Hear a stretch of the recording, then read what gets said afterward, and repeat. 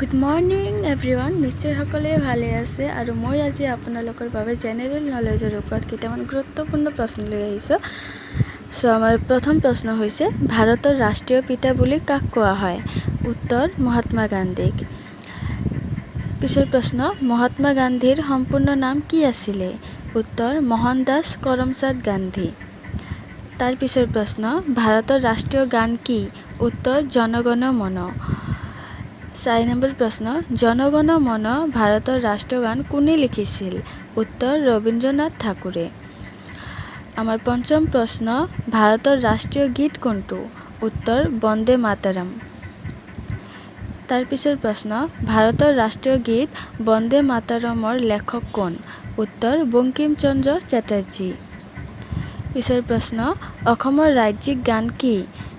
উত্তৰ, অ মোৰ আপোনাৰ দেশ। পিছৰ প্ৰশ্ন, অসমৰ ৰাজ্যিক গান অ মোৰ আপোনাৰ দেশ কোনে লিখিছিল? উত্তৰ, লক্ষ্মীনাথ বেজবৰুৱাদেৱে। তাৰ পিছৰ প্ৰশ্ন, ৰবীন্দ্ৰনাথ ঠাকুৰে জন গণ মন ৰাষ্ট্ৰীয় গান কেতিয়া লিখিছিল?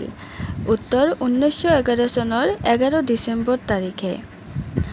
আজিৰ শেষৰ প্ৰশ্ন, বংকিম চন্দ্ৰ চেটাৰ্জীয়ে বন্দে মাতৰম গীতটো কেতিয়া লিখিছিলে? উত্তৰ, 1876 চনত। আজিৰ কাৰণে এইখিনিয়ে। আপোনালোকে ভালে থাকিব, সুস্থ থাকিব আৰু মোৰ চেনেলত নতুন হৈ থাকিলে ছাবস্ক্ৰাইব কৰি দিব, লাইক কৰি দিব আৰু শ্বেয়াৰ কৰি দিব। ধন্যবাদ।